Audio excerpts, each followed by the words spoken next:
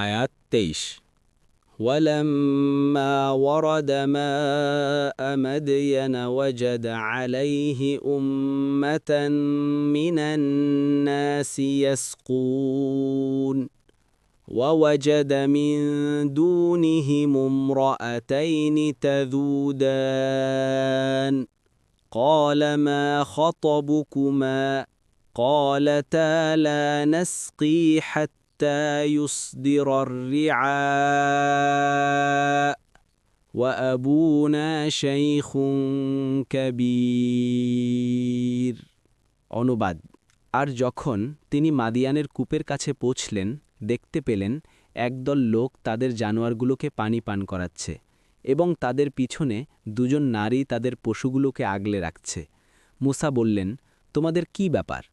তারা বলল, আমরা আমাদের জানোয়ারগুলোকে পানি পান করাতে পারি না যতক্ষণ রাখালেরা তাদের জানোয়ারগুলোকে নিয়ে সরে না যায়, আর আমাদের পিতা খুব বৃদ্ধ। তাফসির ১। এ স্থানটি যেখানে মুসা পৌঁছলেন এটি আকাবা উপসাগরের পশ্চিম তীরে। বর্তমানে এ জায়গাটিকে আল বিদা বলা হয়। সেখানে একটি ছোট মতো শহর গড়ে উঠেছে। আমি ২০০৪ সালে তাবুক যাওয়ার পথে এই জায়গাটি দেখেছি।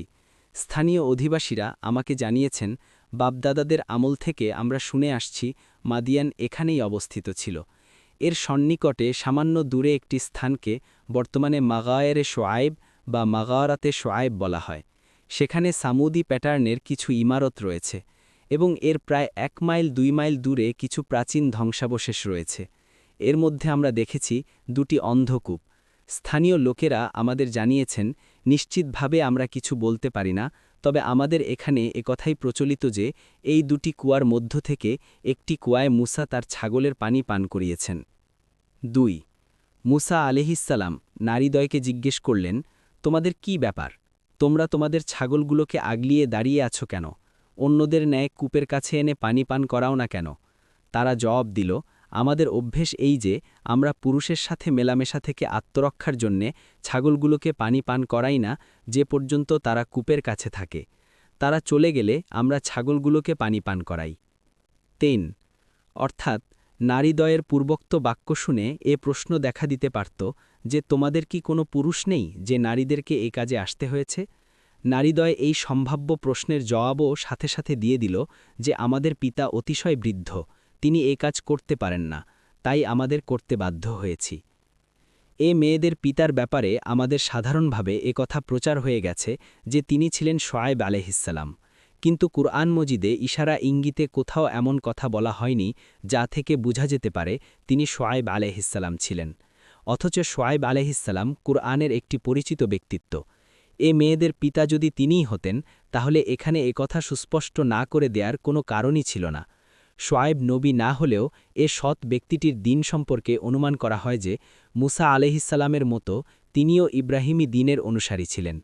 কেননা যেভাবে মুসা ছিলেন ইসহাক ইবনে ইব্রাহিম আলাইহিমাসসালামের আওলাদ, ঠিক তেমনি তিনিও ছিলেন মাদিয়ান ইবনে ইব্রাহিমের বংশধর। কুরআন ব্যাখ্যাকারী নিশাপুরী হাসান বাসরির বারাতে দিয়ে লিখেছেন, তিনি একজন মুসলিম ছিলেন। শোয়াইবের দিন তিনি গ্রহণ করে নিয়েছিলেন। মোট কথা, তিনি শোয়াইব নবী ছিলেন না, কোনো মহৎ ব্যক্তি ছিলেন। তবে তার নাম শোয়াইব থাকাটা বিচিত্র কিছু নয়, কারণ বানি ইসরাইলগণ তাদের নবীদের নামে নিজেদের সন্তানদের নামকরণ করতেন, আর হয়তো সে কারণেই লোকদের মধ্যে এ ব্যাপারে সংশয় বিরাজ করছে।